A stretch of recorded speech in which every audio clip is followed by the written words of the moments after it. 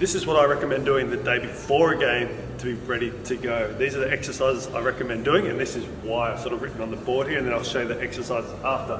So before the game here and post game. What we're trying to do before the game is actually get the brain activated. We want to send out the signals to all the areas in the body that they're ready to go. We want to get blood flow going up and down the body. We want it transferring up and down. We want to actually be moving around the body fairly quickly as well. We want to do foam rolling. So for the foam rolling, we want to actually be small, fast movements, and I'll show you the ones that I recommend in a second, but you just don't want to be spending a long time on the foam roller. We want to do biphasic stretching. So our stretching wants to do small movements and then long movements, and I'll show you that in a second as well. Our training, so we want this to be explosive and concentric only. So things like jumps and presses and things like that. We want to work upper then lower. Do an upper, do a lower.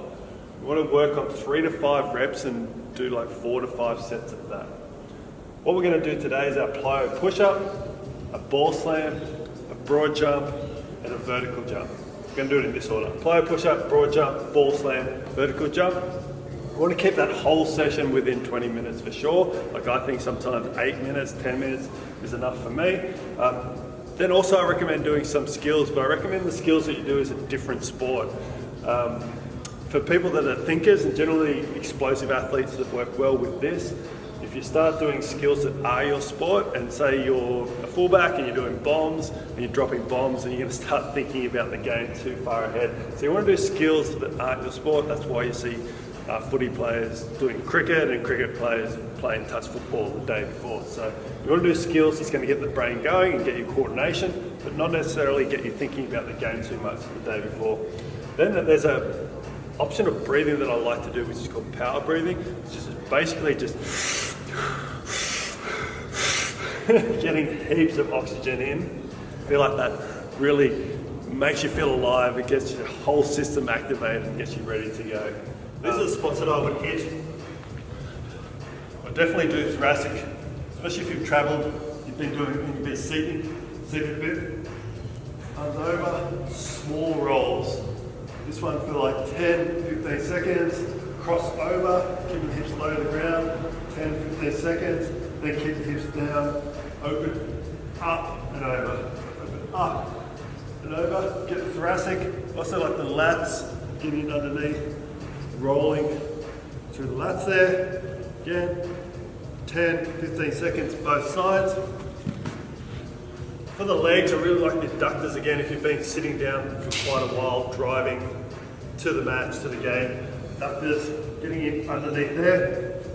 Try to get the hips square.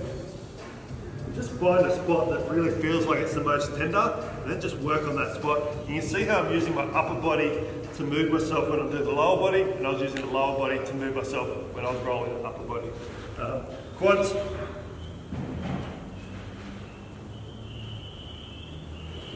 Those couple of ones would be the areas that I would folk roll. For our stretching, again getting into the quads. So what I mean by biphasic is just getting some movement through there. So you're not just sort of static and you're not rocking all the way through. You just find a good activation and just move a little bit back and forth.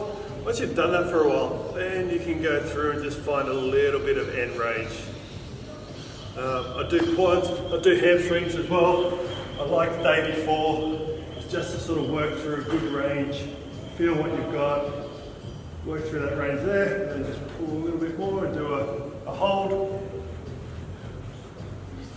With the power exercises that I'd like to do. So our first one would be a broad jump, and a broad jump is just basically like a long jump. So get up nice and tall, down, up and catch. 3 to 5 of those. Come back again.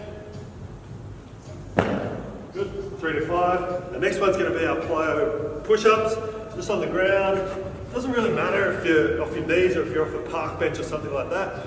It's not about not trying to get gains in this, we're just trying to get activation. So just a few little like 3 is plenty for me on that at the moment. The next one is going to be our vertical jumps. So just straight up in the air, just for 3.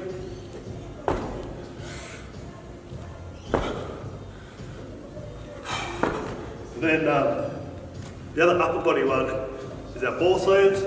So up.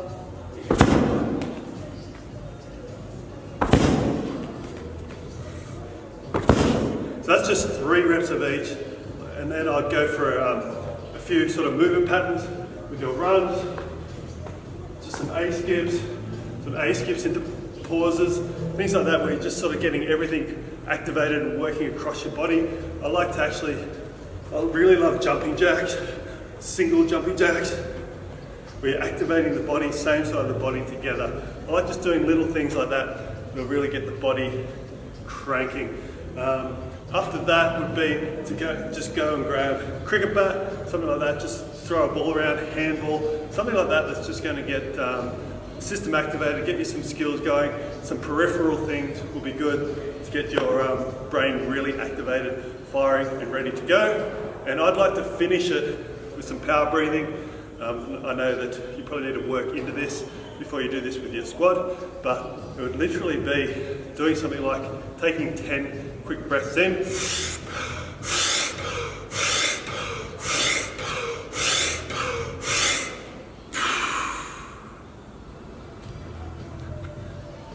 just doing like 3 to 4 rounds of that, and for me, I feel like my whole body is charged, ready to go.